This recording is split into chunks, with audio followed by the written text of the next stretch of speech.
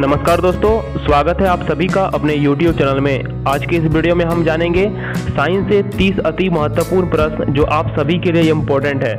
Number question है, सभी सजीव बने होते हैं। तो याद रखिएगा दोस्तों, कोशिकाओं से सभी सजीव बने होते हैं। नेक्स्ट क्वेश्चन है, निम्न में से कौन एक कोशिकीय जीव है? तो अमीबा जो एक कोशिकीय जीव है। Option number B right answer.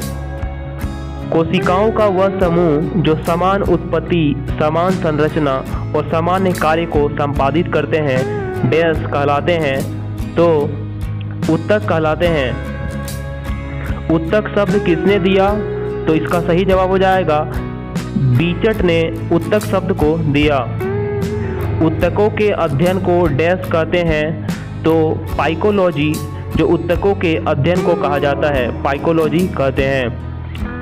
Histology के जनक कहे जाते हैं। तो बीचट हिस्टोलॉजी के जनक कहे जाते हैं। Option number C right answer. निम्न में से कौन सा एक जंतु उत्तक का प्रकार नहीं है? कौन सा एक जंतु है जो उत्तक का प्रकार नहीं है? तो फ्लोएम उत्तक जो उत्तक का प्रकार नहीं है। जंतु के शरीर को ढकने या बाह्य रक्षा प्रदान करने वाले उत्तक कौन से हैं? तो एपिथेलियल उत्तक हैं। Option number A right answer. Epithelial उत्तक का मुख्य कार्य है। तो इनमें से कोई नहीं, रक्षा, श्रवण और अवशोषण कोई भी कार्य एपिथेलियस का मुख्य कार्य नहीं है। Option number D right answer. Epithelial उत्तक का उद्गम हुआ है। तो इनमें से सभी मतलब बाह्य जनन स्तर से, मध्य जनन स्तर से और अंत जनन स्तर से एपिथेलियस उत्तक का उद्गम हुआ है। Option number D right answer. Dash की कोशिकाओं के बीच अंतर कोशिकीय प्रसार नगण्य होता है। तो एपिथेलियस उत्तक अंतर कोशिकीय प्रसार का नगण्य होता है। Option number C right answer. Epithelial उत्तक के संदर्भ में असत्य चुने। तो दोस्तों रक्त इसका एक उदाहरण है। तो ये जो ऑप्शन नंबर डी है ये गलत है दोस्तों। तो एपिथेलियस उत्तक के संदर्भ में असत्य रक्त एक उदाहरण हो सकता है। विसरण के लिए अधिक उत्तरदायी है। तो सल्की एपिथेलियम विसरण के लिए अधिक उत्तरदायी है। त्वचा है तो त्वचा स्तरित सल्की एपिथेलियम है। Option number C right answer. सल्की एपिथेलियम उत्तक पाया जाता है। तो इनमें से सभी मतलब आहार नाली में, कोशिकाओं में और कृषिका में सल्की एपिथेलियम उत्तक पाया जाता है। निम्न में से कौन सा गलत मिलान है? तो स्तरित सले एपिथेलियम जो पक्षमाभ कोशिकाओं से ये गलत मिलान करता है। Option number D right answer.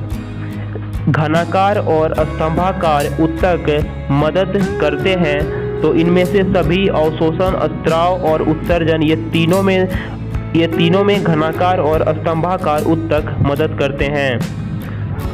वृक्कीय नली और लाल ग्रंथि के स्तर का निर्माण करता है और उसको यांत्रिक सहारा प्रदान करता है।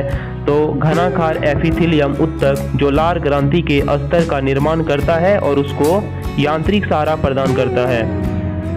उस उत्तक का नाम बताए जो ग्रंथि बनाते हैं। तो घनाकार एपिथेलियल उत्तक जो ग्रंथि बनाते हैं। Option number D right answer. एक कोशिकीय ग्रंथि है। तो इनमें से दोस्तों जो गॉबलेट ग्रंथि है वो एक कोशिकीय ग्रंथि कहलाता है।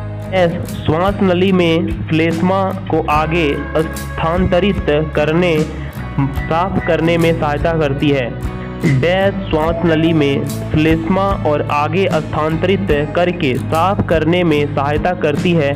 तो पक्षमाभ नली मदद करती है और सहायता प्रदान करती है। Option number A right answer.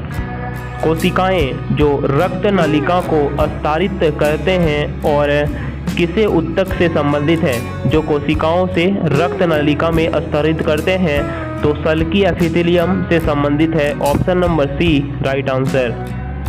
Epithelial उत्तक निम्न कार्य करता है। तो रक्षा, खवन और अवशोषण ये तीनों एपिथेलियम उत्तक कार्य प्रदान करता है। केराटिन प्रोटीन के संबंध में असत्य चुनें। केराटिन प्रोटीन के संबंध में असत्य हो सकता है, यह जल के लिए प्रागम्य है, तो ये असत्य है दोस्तों। Option number D right answer. Keratin protein पाया जाता है, तो केराटिन प्रोटीन पाया जाता है इनमें से सभी त्वचा, बालों और नाखून, ये तीनों में केराटिन प्रोटीन पाया जाता है। संयोजी ऊतक में अंतरकोशिकीय अधात्री डैश होती है, तो अधिक होती है संयोजी ऊतक में अंतरकोशिकीय अधात्री। संयोजी ऊतक में अंतरकोशिकीय अधात्री हो सकती है, तो इनमें से सभी तरल, जल, जेली जैसी और ठोस, ये तीनों में अंतरकोशिकीय अधात्री हो सकती है संयोजी ऊतक में। निम्न में से कौन सा एक संयोजी ऊतक का कार्य नहीं है? तो इसमें इनमें से दोस्तों एंजाइम स्रावित करना, ये संयोजी ऊतक का कार्य नहीं है, तो option number A right answer.